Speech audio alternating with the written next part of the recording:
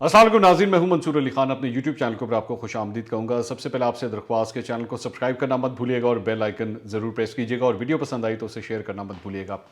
नाज़रीन, आज दो बड़ी एक अहम प्रेस कॉन्फ्रेंसेज हुई हैं और मामला वही है कि शहबाज शरीफ की बैरून मुल्क रवानगी, और इस सिलसिले में सबसे पहले पाकिस्तान तहरीक इंसाफ की हुकूमत की जानिब से प्रेस कॉन्फ्रेंस की गई जिसमें शहजाद अकबर मौजूद थे, और उसके बाद मुस्लिम लीग नून की जानिब से लाहौर के अंदर एक प्रेस कॉन्फ्रेंस की गई जिसमें शाहिद खान अब्बासी और राना सनाउल्लाह, एहसन इकबाल, मरियम औरंगज़ेब, अज़मा बुखारी, ये लोग वहाँ पे बैठे हुए थे। दोनों ने अपने अपने कन्फ्लिक्टिंग जो व्यूज़ हैं इस मामले पे वो उन्होंने शेयर किए, लेकिन जो कुछ मैंने सुना है और असल हकीकत क्या है मैं वो आपके सामने रखने जा रहा हूँ, और इस सारे मामले पे मेरी राय क्या है मैं वो आपके साथ शेयर करूँगा। आपकी मर्ज़ी है, आप उससे एग्री करें या डिसएग्री करें, लेकिन जो हकीकत मुझे अब तक पता है सारे मामले की मैं वो आपके सामने रख दूंगा, उसके बाद फैसला आप खुद कीजिएगा। मैं सब जो बैकग्राउंड है सारे मामले का वो तो आप जानते ही हैं कि शहबाज शरीफ को लाहौर हाई कोर्ट की जानिब से इजाज़त मिली थी, वन टाइम ये परमिशन थी कि वो बैरून मुल्क जा सकते हैं, और वो कतर के ज़रिए बरास्ता कतर वो लंदन जा रहे थे, लेकिन उनको FIA की जानिब से लाहौर एयरपोर्ट पर रोक लिया गया और वो नहीं जा सके, जिसके बाद मुस्लिम लीग नून का एक ग्रुप, बल्कि मैं कहूँगा वो FIA लाहौर के दफ्तर भी गया वहाँ पे एप्लीकेशन देने के लिए कि जी इनके पास ये परमिशन है, लेकिन फिर भी इनको नहीं ट्रैवल करने दिया गया। लेकिन चूँकि कोविड की वजह से लॉकडाउन चल रहा है तो उस दिन यानी कि हफ्ते वाले दिन कल उनका जो दफ्तर था वो बंद था और इसलिए उनकी कोई सुनवाई नहीं हो सकी।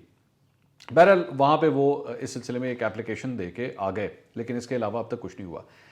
अच्छा, मैं आपको ये जो मामला है इसके दो रुख हैं, इस पूरे जो चीज़ें हैं इसके दो रुख हैं। एक तो है इसका सियासी एंगल और एक है इसका कानूनी एंगल। मैं ज़रा सबसे पहले कानूनी एंगल आपके सामने क्लियर कर दूं, उसके बाद हम सियासी मामलात की तरफ तब जाएंगे, और इसकी वजह यह है कि ये दोनों आपस में ज़ाहिरी बात है इंटरलिंक्ड हैं। कानूनी मामला किधर है? कानूनी मामला ये है कि शहजाद अकबर और फवाद चौधरी ने आज जो प्रेस कॉन्फ्रेंस की, अपनी उस प्रेस कॉन्फ्रेंस के अंदर उन्होंने बेसिकली हुकूमत का केस पेश किया। हुकूमत का केस जो है वो सिंपल यही है कि जनाब ये पूरी जो हमज़ा शहबाज, सलमान शहबाज और शहबाज शरीफ और उनकी जो अहलिया हैं, बेगमात जो हैं, वो उनके अकाउंट्स के अंदर जो है वो फिक्टिशियस TTs होती रही हैं और उनके अकाउंट में जो है वो पैसे ट्रांसफ़र होते रहे हैं। उनका ये कहना है कि जी 2008 से लेकर 1998 में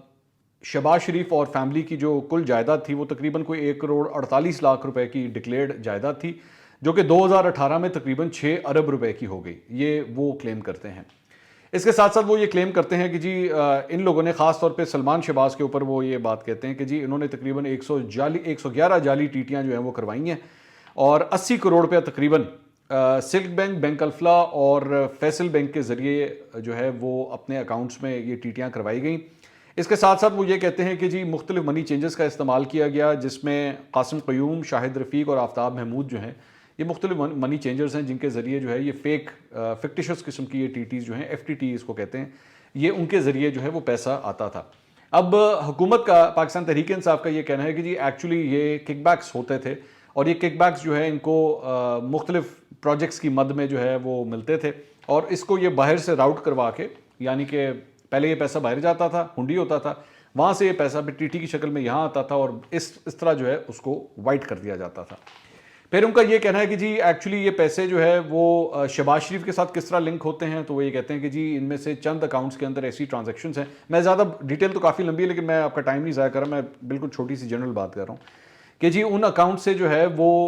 एक शहबाज शरीफ की जो गाड़ी है उसकी कस्टम ड्यूटी पे हुई भी है, और इस तरह इन्होंने अपनी बेगमात को जो है घर भी लेके दिए हुए हैं, तो ऑटोमेटिकली ये मामला जो है वो शहबाज शरीफ के साथ लिंक हो जाता है, जिसकी वजह से शहबाज शरीफ का बाहर जाना जो है वो नहीं होना चाहिए इस तरह। और हुकूमत जो है वो इस मामले पे अब सुप्रीम कोर्ट भी जाएगी और इसको हायर अथॉरिटी पे चैलेंज करेगी। ये बात मैं पिछले व्लॉग्स में भी आपके साथ शेयर कर चुका हूँ। अब आ जाइए नून लीग का मौक़िफ़। नून लीग का मौक़िफ़ जो है उसके अंदर मेरे ख्याल में, मैं जो ये देखता हूँ उसमें ज़्यादा जो रिलाय किया जा रहा है जिस चीज़ के ऊपर, कानूनी पॉइंट ऑफ व्यू से जिस चीज़ के ऊपर रिलाय किया जा रहा है, वो है जो बेल मिली है शहबाज शरीफ को, और बेल के हवाले से जो तफसीली फैसला सामने आया है कोर्ट का, उसके अंदर चंद ऐसी लाइनें हैं जो नून लीग के मामले को बहुत ज़्यादा सपोर्ट करती हैं। मैं आपके सामने वो लाइनें रख देता हूँ, साथ उसका तर्जुमा भी कर देता हूँ। उसके अंदर वो ये कह रहे हैं कि जी यहाँ पे नैब जो है वो अपना केस अभी तक सही तरह प्रूफ नहीं कर सका। उन्होंने कहा जी 110 जो है इनके पास गवाह मौजूद हैं इस मामले के ऊपर, जो नैब कह रही है हमारे पास मौजूद हैं, लेकिन ये केस जो है वो हाफ हार्टेडली इसको वो कर रहे हैं। उन्होंने जो एग्जैक्ट लाइन है, we are afraid that half hearted attempt by NAB will not absolve them from the responsibility to prove the case against the petitioner. कि जी नैब जो है ना वो बददिली के साथ दरअसल में ये केस जो है वो परसू कर रही है, पूरी अपनी जान नहीं मार रही है इस केस के अंदर। ये नैब के हवाले से उन्होंने बहुत बड़ी बात की है। अच्छा, इसके साथ साथ जो एक और उन्होंने बात की, उन्होंने कहा द नैब हैज कैटेगोरिकली, ये बड़ी इंपॉर्टेंट लाइन है, NAB has categorically admitted before us that petitioner is not alleged to have received any kickbacks or any such ill-gotten money in return to a favor extended to someone to build up the assets in the name of his family। उन्होंने कहा है कि जी नैब ने ये खुद admit किया है कि जो पिटिशनर है यानी कि इन दिस केस शहबाज शरीफ, उन्होंने अपने जो असासे बनाए हैं वो किसी भी कमीशन के जरिए या इल गॉटन वेल्थ जो के जरिए वो नहीं बने हुए। ये कोर्ट का अपना ये फैसला ये बात कह रहा है, जो तफसीली फैसला सामने आया। अब ये चीज़ नून लीग के लिए बड़ी इंपॉर्टेंट है कि जी कोर्ट खुद ये बात कह रहा है कि नैब ने ये बात कोर्ट में जाके एक्सेप्ट की है, जिसकी वजह से वो ये कह रहे हैं कि जी इससे पूरा का पूरा जो केस शहबाज शरीफ के खिलाफ बनता है वो धड़म करके नीचे गिर जाता है। ये नून लीग का कहना है। अब आ जाइए जरा, ये कानूनी मामला तो आपने सुन लिए कि दोनों साइड्स कानूनी मामला किस तरह लेके चल रही है। अब मैं जरा इसके सियासी मामले के ऊपर आ जाऊं। सियासी तौर पर इशू ये है कि नून लीग चाहती है कि शहबाज शरीफ जो हैं वो अगर बाहर जाना चाहते हैं तो उनका पूरा राइट है। अच्छा, कोर्ट के अंदर ये जो कोर्ट का जो फैसला है जो मैंने भी आपके साथ शेयर किया था, इसमें एक और बड़ी इंपॉर्टेंट बात उसमें लिखी हुई है कि जी गवर्नमेंट ने भी यहाँ पर जो है उसको पूरी तरह इस मामले को टैकल करने की कोशिश की, नैब ने की, लेकिन हकीकत ये है उसमें ये कहा कि जी ये पब्लिक ऑफिस होल्डर है और पब्लिक ऑफिस होल्डर जो है उसकी हाई मोरालिटी होती है, उसको ज़्यादा जवाबदेह होना पड़ता है।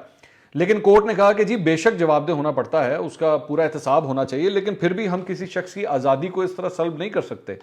एक पब्लिक ऑफिस होल्डर के पास भी कम से कम वही इख्तियारात हैं, वही उसके हकूक़ हैं जो एक आम शख्स के हैं। अगर आप अपना केस ही किसी के खिलाफ प्रूफ नहीं कर सके तो इसमें यह नहीं हो सकता कि हम उसको अनलिमिटेड टाइम के लिए जो है उस शख्स को रोक के रख लें। सियासी मामला क्या है, मैं ज़रा सियासी मामला पहले आपके सामने रख दूं, उसके बाद मैं अपना तजिया इसके ऊपर देता हूं। सियासी मामला यह है कि नून लीग हर सूरत चाहती है कि जी शहबाज शरीफ जो है वो बाहर ट्रेवल कर सकें।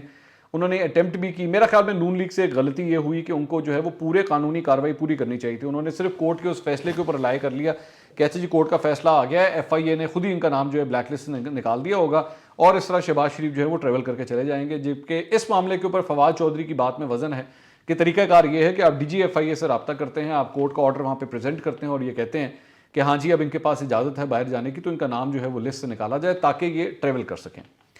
अच्छा, नून लीग जारी बात है वो ये भी कहती है कि जी ये पिछले 2.5 साल से लगे हुए हैं और इनके पास 2.5 साल से अब तक ये शहबाज शरीफ के खिलाफ केस जो है वो प्रूफ ही नहीं कर सके। नैब के ऊपर वो ये बात करते हैं। पाकिस्तान तहरीक इंसाफ हर मुमकिन कोशिश कर रही है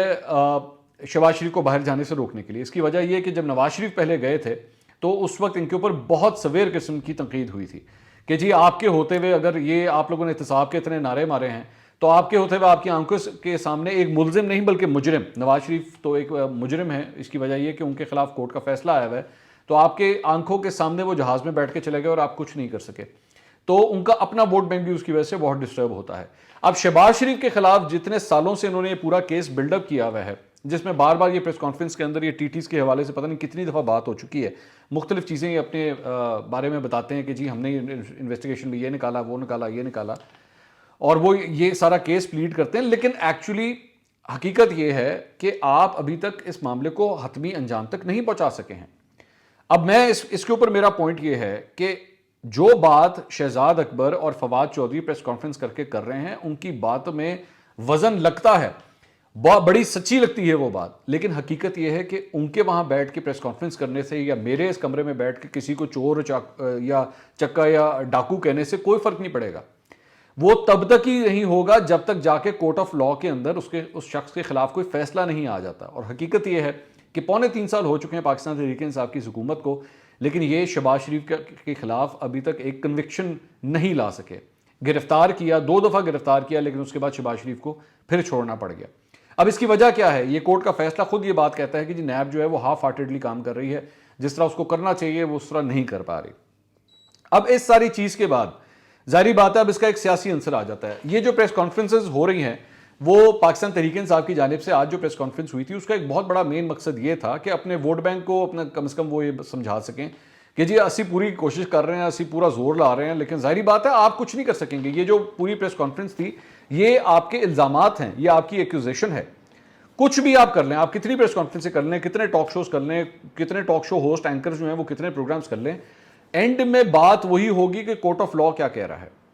आपको इस मामले पे अगर शहबाज शरीफ के खिलाफ इतने संगीन ये इल्ज़ामात हैं और अगर आपके पास सबूत मौजूद हैं जिसमें आपने बड़े इनके कैश बॉयज़ के नाम लिए हैं, मनी चेंजेस के नाम लिए हैं, और अगर आपका केस इतना तगड़ा है, आपको अभी तक उसकी कन्विक्शन मिल जानी चाहिए थी। अब इसके ऊपर पाकिस्तान तहरीक इंसाफ ये कहते हैं जी अदलिया का निज़ाम जो है वो बड़ा ऐसा ख़राब है कि